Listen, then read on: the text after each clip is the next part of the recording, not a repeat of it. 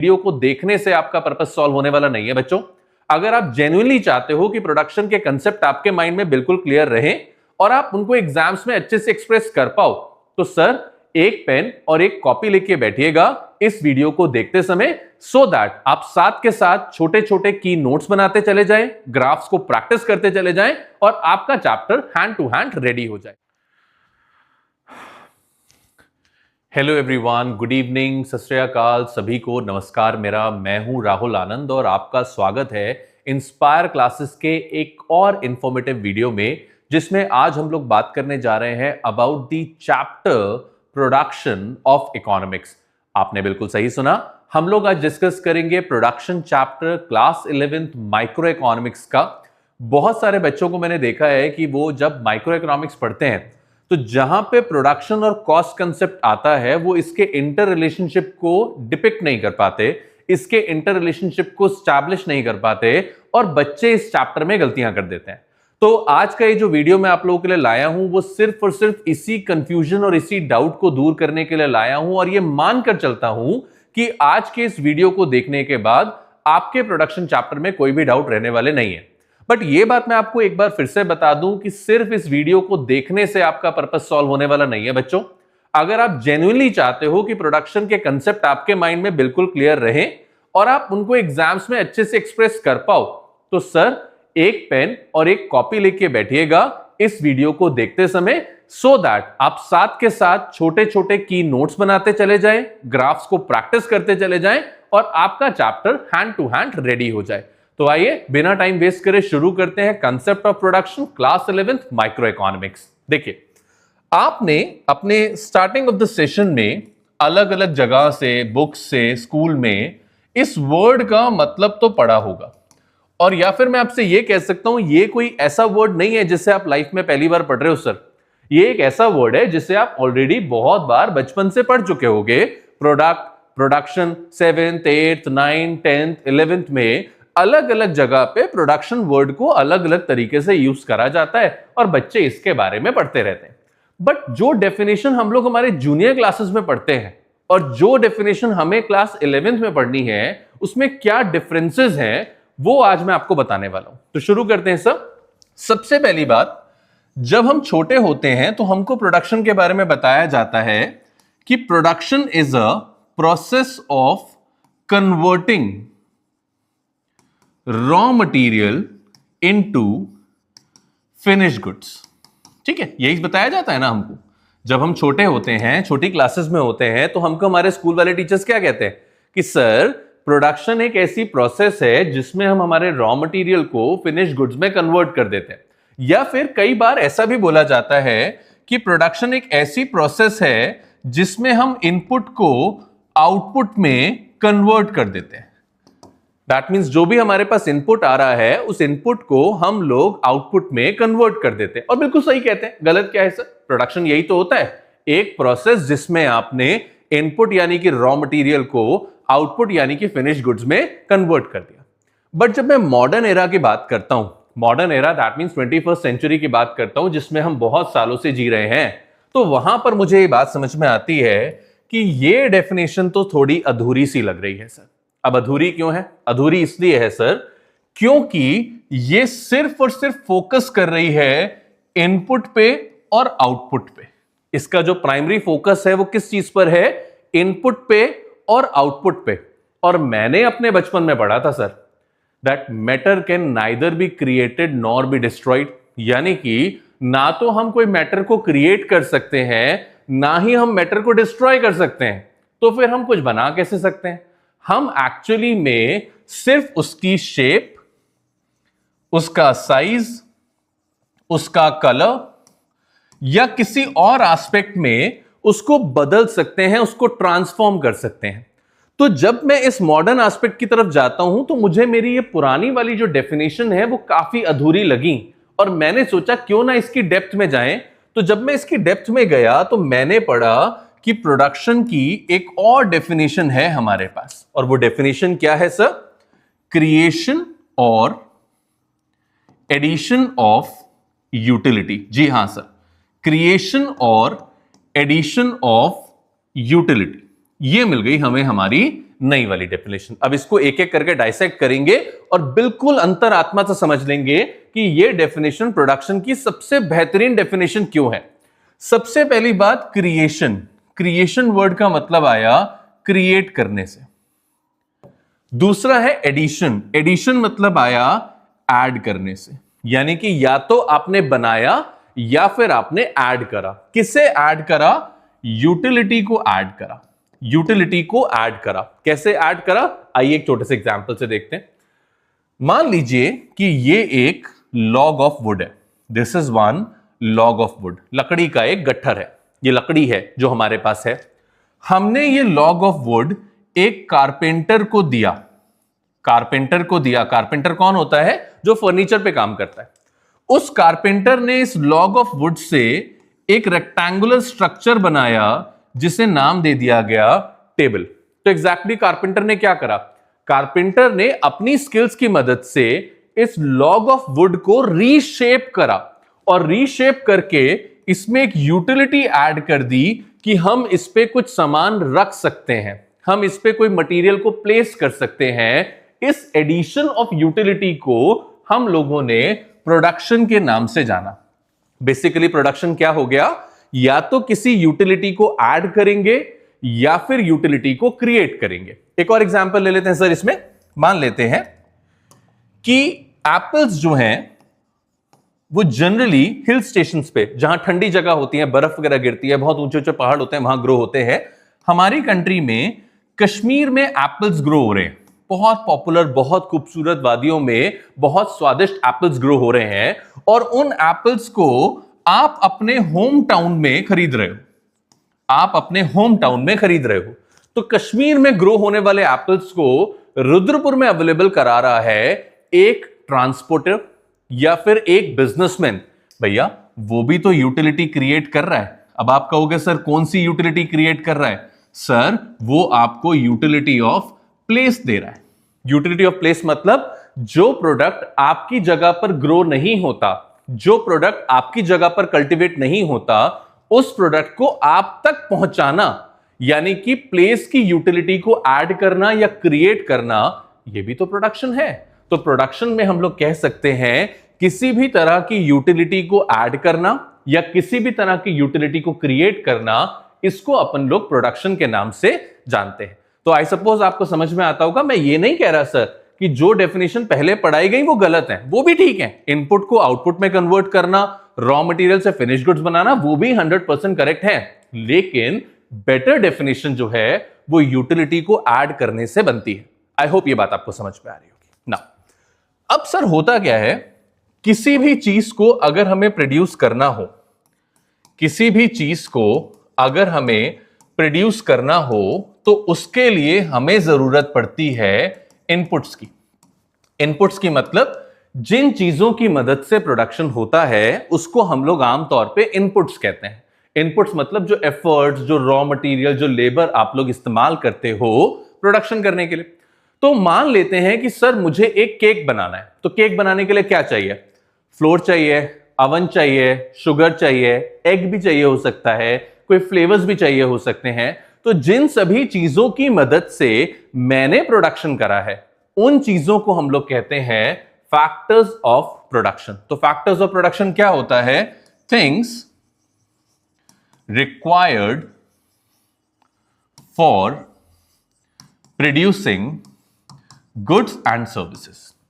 किसी भी तरह के प्रोडक्ट को बनाने के लिए, किसी भी तरह के गुड्स या सर्विसेज को प्रोड्यूस करने के लिए आपको जिन चीजों की जरूरत होती है उन चीजों को हम लोग फैक्टर्स ऑफ प्रोडक्शन के नाम से जानते हैं। और आमतौर पे अगर आपने क्लास 9, 10th में इस वर्ड को पढ़ा होगा तो आपको बताया गया होगा सर कि लैंड, लेबर, कैपिटल और एंटरप्रेन्योरशिप, ये 4 हमारे फैक्टर्स ऑफ प्रोडक्शन होते हैं। ठीक है, याद आ रहा होगा ना कुछ कि क्लास 11 से पहले भी आपके टीचर्स ने कभी ना कभी आपको पढ़ाया होगा कि लैंड, लेबर और कैपिटल और एंटरप्रेन्योरशिप ये हमारे फैक्टर्स ऑफ प्रोडक्शन होते हैं। यानी कि ये वो चीजें होती हैं जिनकी मदद से आप और हम मिलकर गुड्स एंड सर्विसेज को प्रोड्यूस करते हैं। तो यहां से अब डेफिनेशन को थोड़ा सा सम अप कर लेते हैं। प्रोडक्शन एक प्रोसेस है जिसमें गुड्स एंड सर्विसेज बनाए जाते हैं। जिन चीजों की मदद से गुड्स एंड सर्विसेज को बनाया जाता है उनको हम लोग बोलते हैं factors of production. Example, land, labour, capital और एंटरप्रेन्योरशिप। अब ये जो फैक्टर्स ऑफ प्रोडक्शन होते हैं बेटा जी, इसको हमारे सिलेबस में दो पार्ट्स में डिवाइड कर दिया गया। ये जो फैक्टर्स ऑफ प्रोडक्शन होते हैं इनको हमारे सिलेबस में, हमारे यानी कि आपके सिलेबस में दो पार्ट्स में डिवाइड कर दिया गया। कौन कौन से? एक होता है sir fixed factors of production और दूसरा होता है sir variable factors of production. ठीक है, एक होते हैं फिक्स्ड फैक्टर्स ऑफ प्रोडक्शन और दूसरा क्या होता है sir? Variable factors of production. अब क्या होते हैं ये फिक्स्ड और वेरिएबल फैक्टर्स? आइए समझने की कोशिश करते हैं इसे।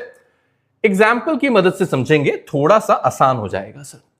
मान लेते हैं कि मुझे रुद्रपुर से दिल्ली ट्रैवल करना है। मुझे रुद्रपुर से दिल्ली ट्रैवल करना है, तो अब अगर मुझे रुद्रपुर से दिल्ली जाना है तो मुझे एक फैक्टर की जरूरत पड़ेगी जिसका नाम हो गया टैक्सी। मैंने एक टैक्सी बुक कर लिया फ्रॉम रुद्रपुर टू दिल्ली, तो टैक्सी क्या हो गया? एक फैक्टर ऑफ प्रोडक्शन हो गया जो मुझे ट्रांसपोर्टेशन सर्विस को प्रोड्यूस करके देने वाला है। अब अगर मैं एक अकेला इंसान रुद्रपुर से दिल्ली ट्रैवल करूं तब भी मुझे पूरी टैक्सी ले जानी पड़ेगी। मेरे साथ मेरा ब्रदर भी ट्रैवल करे तब भी पूरी टैक्सी ले जानी पड़ेगी। मेरे साथ मेरी मदर भी ट्रैवल करें तब भी पूरी टैक्सी ले जानी पड़ेगी। और अगर मुझे दिल्ली से आगे जयपुर भी जाना पड़े तब भी सेम टैक्सी में मेरे को जाना पड़ेगा। मैं टैक्सी को ना तो बड़ा करूंगा ना छोटा करूंगा, ना टैक्सी को आधा करूंगा ना पूरा करूंगा, मुझे सेम टैक्सी को ले जाना पड़ेगा। Which means what? कि पूरे प्रोडक्शन प्रोसेस के दौरान मेरा फैक्टर अगर कांस्टेंट है, मेरे फैक्टर की क्वांटिटी अगर कांस्टेंट है, तो ऐसे फैक्टर को फिक्स्ड फैक्टर्स कहा जा सकता है। आसान भाषा में समझ लेते हैं, ऐसा कोई भी फैक्टर जिसकी क्वांटिटी पूरे प्रोडक्शन में कांस्टेंट रहती है उस फैक्टर को फिक्स्ड फैक्टर के नाम से जाना जाता है। एक और एग्जांपल ले लेते हैं सर, थोड़ा सा आसान हो जाएगा। मान लीजिए कि मेरा बोर्ड एग्जाम है और मेरे बोर्ड एग्जाम में मैं अपने साथ एक ट्राइमेक्स पेन ले गया। मैंने अपने बोर्ड एग्जाम में अपने साथ एक ट्राइमेक्स पेन ले गया और साथ में 2 रिफिल्स ले गया। इतना तो समझ में आता है ना सर?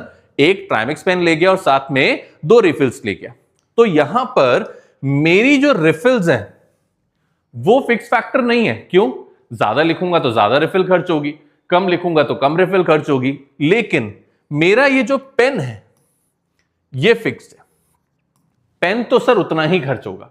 मैं ज्यादा लिखूंगा तब भी वही पेन चलेगा, मैं कम लिखूंगा तब भी वही पेन चलेगा। उसकी रिफिल यूज होती चली जाएगी लेकिन पेन उतना ही रहने वाला है। आपका एक और एग्जांपल ले लेते हैं। आप ये पैनल देख रहे होगे, बोर्ड देख रहे होगे जिस पे मैं आपको पढ़ा रहा हूं। अगर मैं आपको ज्यादा क्वेश्चंस करा दूं तब भी पैनल एक ही चाहिए, आपको कम क्वेश्चंस करा दूं तब भी पैनल एक ही चाहिए। ऐसा नहीं होगा सर कि ज्यादा क्वेश्चन कराओगे तो 2-3 पैनल लगाने पड़ेंगे, एक पैनल से नहीं हो पाएगा। क्यों? क्योंकि ये पैनल हमारे लिए एक फिक्स फैक्टर है। तो फिक्स फैक्टर होने का मतलब क्या हो गया? एक ऐसा फैक्टर ऑफ प्रोडक्शन जिसकी क्वांटिटी पूरे प्रोडक्शन के दौरान कांस्टेंट रहती है। ऐसे फैक्टर ऑफ प्रोडक्शन को हम लोग फिक्स फैक्टर्स के नाम से जानते हैं। ठीक है, समझ में आ रहा है सब? पक्का? श्योर हो? आगे बात करें। देखो, अब आ गया सर वेरिएबल फैक्टर। ये वेरिएबल फैक्टर क्या होता है सर? वेरिएबल वर्ड तो बड़ा पुराना वर्ड है, बचपन से पढ़ते आ रहे हो आप। क्लास 6 की अलजेब्रा जब शुरू होती थी तभी बोल दिया जाता था वेरिएबल पढ़ लो। तो वेरिएबल वर्ड बना है वैरी से। और वैरी करने का मतलब क्या होता है सर? वैरी करने का मतलब होता है चेंज, बदलाव, चेंज हो रहा है। तो अब ये क्या हो गया? ऐसे फैक्टर जिनकी क्वांटिटी प्रोडक्शन प्रोसेस के दौरान बदल जाती है। ऐसे फैक्टर जिनकी क्वांटिटी प्रोडक्शन प्रोसेस के दौरान बदल जाती है, इन्हें हम लोग वेरिएबल फैक्टर्स कहते हैं। जैसे मुझे ज्यादा कंस्ट्रक्शन करना है तो ज्यादा रॉ मटेरियल लगेगा, मुझे ज्यादा ट्रैवल करना है तो ज्यादा फ्यूल लगेगा, मुझे ज्यादा वर्क कराना है तो ज्यादा लेबर लगेगी। तो ये जो फैक्टर्स हैं इनको अपन लोग वेरिएबल फैक्टर्स के नाम से जानते हैं। वेरिएबल क्यों कह रहे हैं? क्योंकि इनकी क्वांटिटी वैरी करती है with the level of output. Output ज्यादा, क्वांटिटी ज्यादा, आउटपुट कम, क्वांटिटी कम, ऐसे फैक्टर वेरिएबल। आउटपुट ज्यादा हो या कम, फैक्टर सेम रहेंगे, ऐसे फैक्टर को कहेंगे फिक्स फैक्टर्स। ठीक है, आ रही है बात समझ में? एक बार सम अप ले लें। फिक्स फैक्टर जिनकी क्वांटिटी सेम रहती है, वेरिएबल फैक्टर जिनकी क्वांटिटी वैरी करती है। प्रोडक्शन ज्यादा हो या कम, फिक्स फैक्टर सेम रहेंगे। प्रोडक्शन ज्यादा होने पर वेरिएबल फैक्टर ज्यादा लगेंगे और प्रोडक्शन कम होने पर वेरिएबल फैक्टर्स कम लगेंगे। ठीक है, आ रही है बात समझ में? सर आगे बात करें, चलिए ना।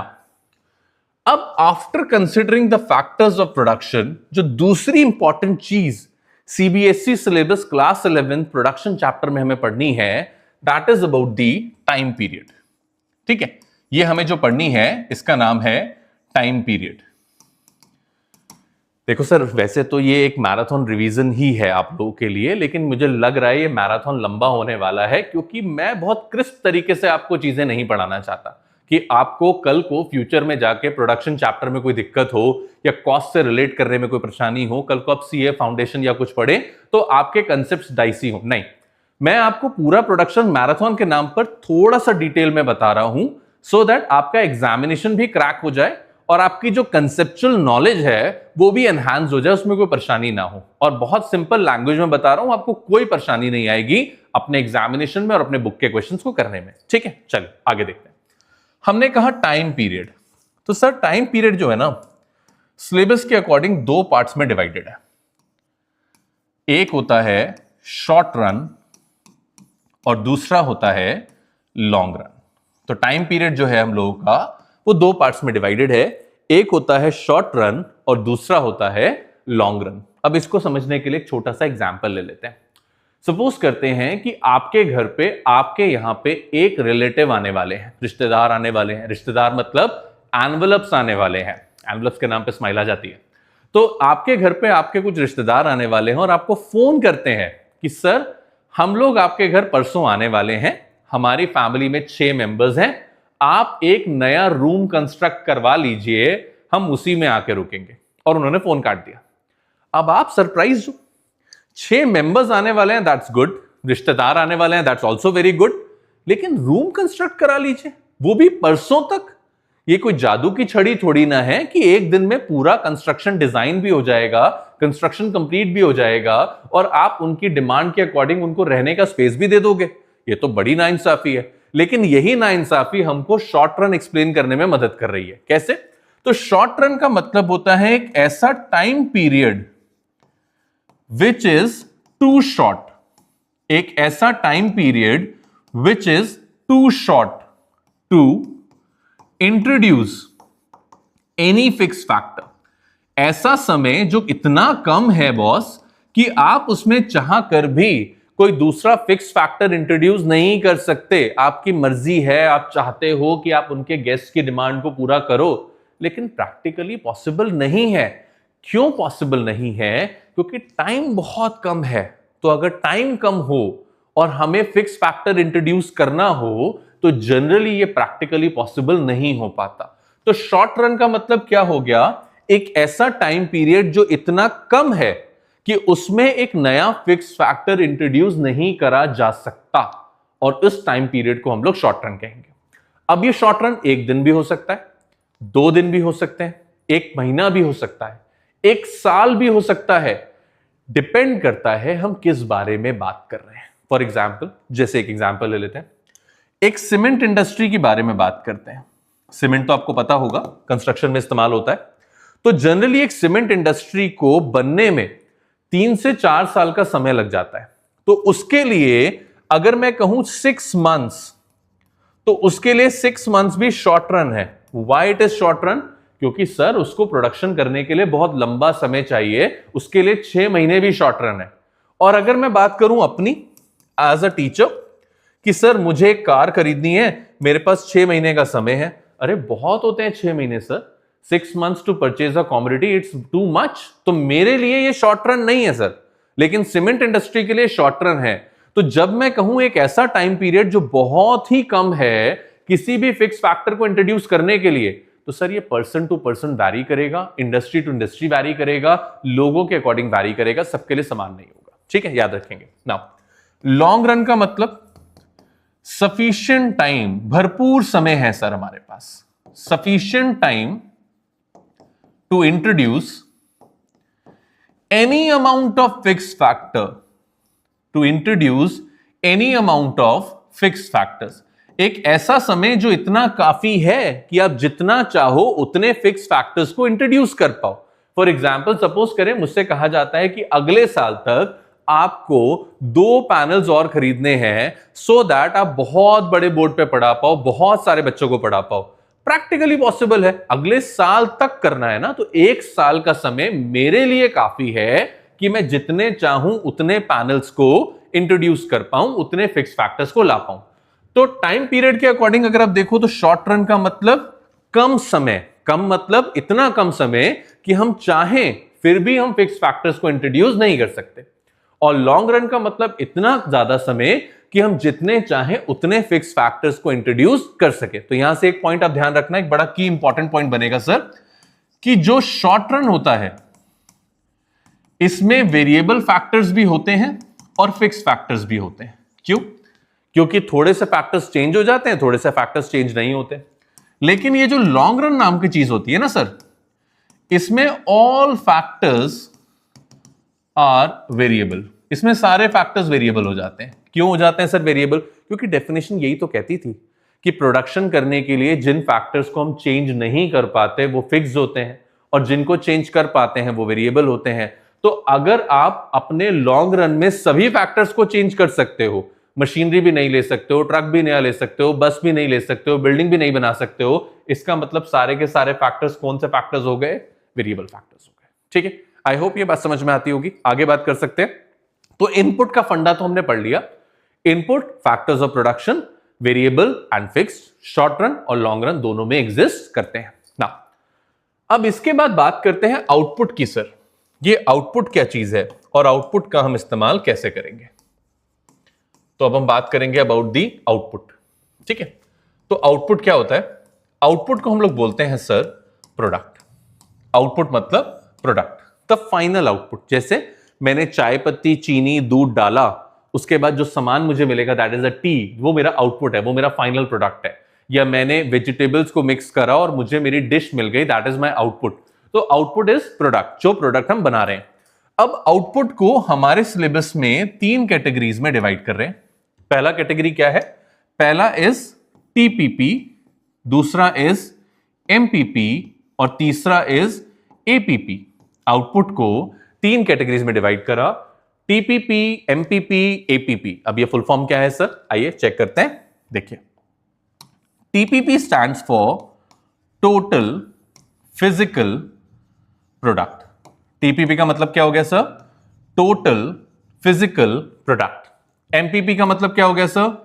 Marginal physical product. और एपीपी का मतलब क्या हो गया sir? Average physical product. Although हम इसको डे टू डे लाइफ में टीपी, एमपी और एपी कहते हैं, बट जनरली इसको टीपीपी, एमपीपी और एपीपी के नाम से ही जाना जाता है। तो आप एग्जामिनेशन में कैसे भी लिख सकते हैं, टीपीपी, एमपीपी, एपीपी, या फिर टीपी, एमपी और एपी। तो इसको आप एग्जामिनेशन में यूज कर सकते हैं। अब एक एक करके हम इसके बारे में बात करते हैं, बट उससे पहले मैं रिक्वेस्ट करूंगा आप इसे एक बार नोट डाउन कर लीजिए, फिर हम इसकी डेफिनेशन को डिटेल में डिस्कस करते हैं।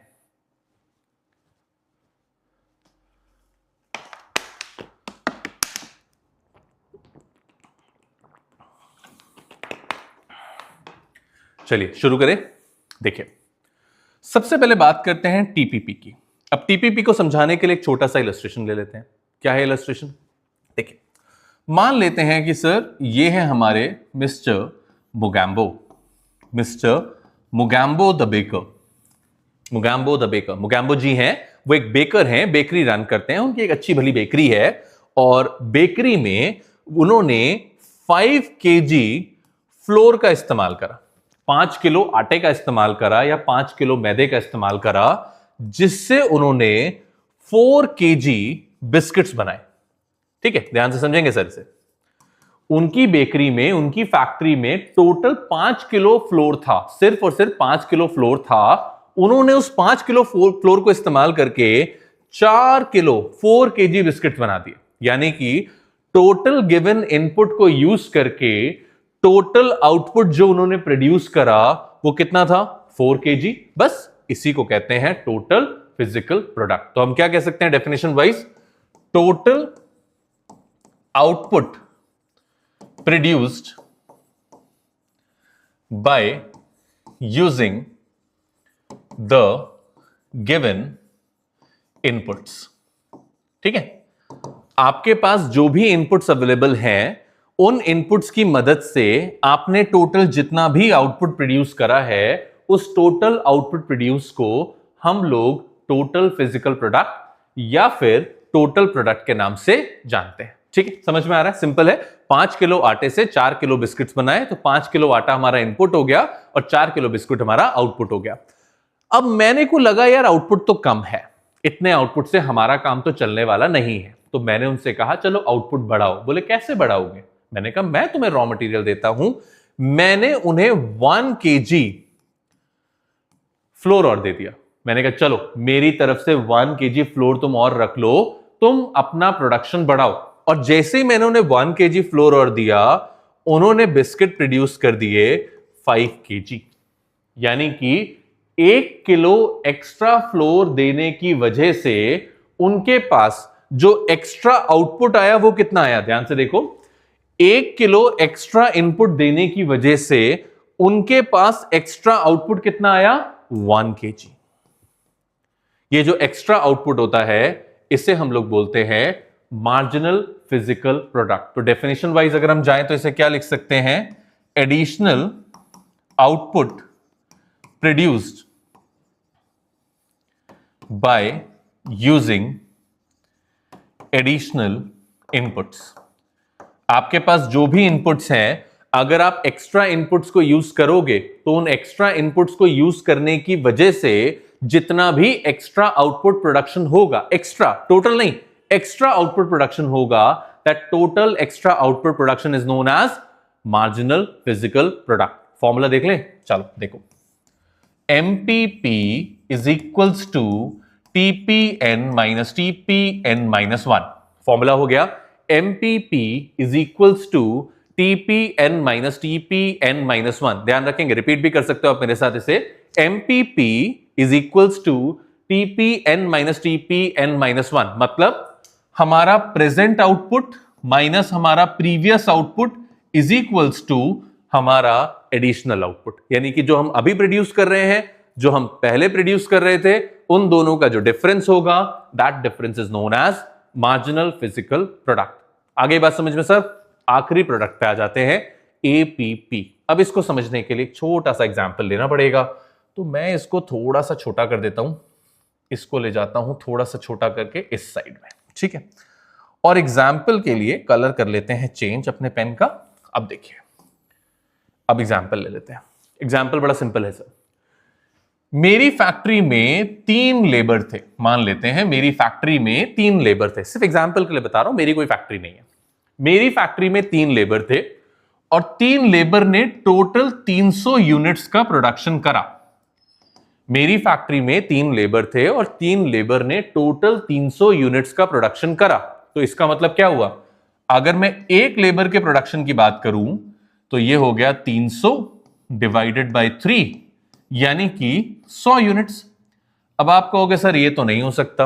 हो सकता है पहले 2 लोगों ने ज्यादा यूनिट्स बनाए हो, तीसरा वाला कमजोर लेबर हो, उसने कम बनाए हो सकता है, बिल्कुल हो सकता है। बट अपने को क्या, मेरे अकॉर्डिंग तो 3 लेबर ने 300 यूनिट्स बनाए, किसी ने ज्यादा बनाए हो किसी ने कम बनाए हो, मुझे उससे कोई परेशानी नहीं है। मुझे तो बस इतना पता है सर, अगर 3 लेबर 300 यूनिट्स बनाती है, इसका मतलब एक लेबर कितने यूनिट्स बनाती है, 100 यूनिट्स बनाती है। बस इसी को हम लोग कहते हैं एवरेज फिजिकल प्रोडक्ट। तो एवरेज फिजिकल प्रोडक्ट क्या हो गया, output per unit of variable factors. Definition भी यही है sir, output per unit of variable factor, मतलब एक वेरिएबल फैक्टर कितना आउटपुट प्रोड्यूस करता है। ठीक है, आ रही है बात समझ में सर? तो एक बार सम अप ले लें। सबसे पहले मैंने आपको बताया प्रोडक्शन क्या होता है, process of converting input into output या फिर क्रिएशन और एडिशन ऑफ यूटिलिटी। फिर मैंने आपको बताया कि फैक्टर्स ऑफ प्रोडक्शन क्या होते हैं, जिन चीजों की मदद से प्रोडक्शन होता है। फिर मैंने आपको बताया फैक्टर्स ऑफ प्रोडक्शन दो टाइप्स के होते हैं, वेरिएबल और फिक्स्ड। वेरिएबल मतलब जिसकी क्वांटिटी वैरी करती है और फिक्स मतलब जिसकी क्वांटिटी कांस्टेंट रहती है। फिर मैंने आपको बताया शॉर्ट रन और लॉन्ग रन। शॉर्ट रन मतलब कम समय, लॉन्ग रन मतलब ज्यादा समय जिसमें फिक्स फैक्टर्स बदले जा सकते हैं। फिर मैंने आपको बताया आउटपुट। आउटपुट मतलब प्रोडक्ट को 3 कैटेगरीज में डिवाइड करा, टीपीपी, एमपीपी और एपीपी। टीपीपी का मतलब टोटल प्रोडक्ट, एमपीपी का मतलब additional product, average product, APP output per unit of variable factor. तो ये हमारा प्रोडक्शन चैप्टर का एक इंट्रोडक्टरी फेज है। आई सपोज ये आपको समझ में आया होगा। आज के इस पर्टिकुलर वीडियो में हम लोग इसको इतना ही रखेंगे। इसके बाद इस चैप्टर में सिर्फ एक टॉपिक पेंडिंग है, that is the law of variable proportion, जिसको हम 3 सेगमेंट्स में डिवाइड करेंगे और वो वीडियो भी आने वाला है जल्द। उसमें हम लोग डिटेल में पढ़ेंगे कि वेरिएबल फैक्टर्स पे जो भी लॉ अप्लाई होता है वो कैसे काम करता है। तो इस वीडियो को लाइक कर दीजिए, शेयर कर दीजिए और अगले वीडियो के लिए चैनल को सब्सक्राइब कर लीजिए, बिकॉज अगला वीडियो बहुत धमाकेदार होने वाला है। और अपने डाउट्स को कमेंट सेक्शन में पोस्ट कर दीजिए सो दैट आपके डाउट्स को भी मैं अगले वीडियो में कैटर कर पाऊंगा। Till then have a nice day.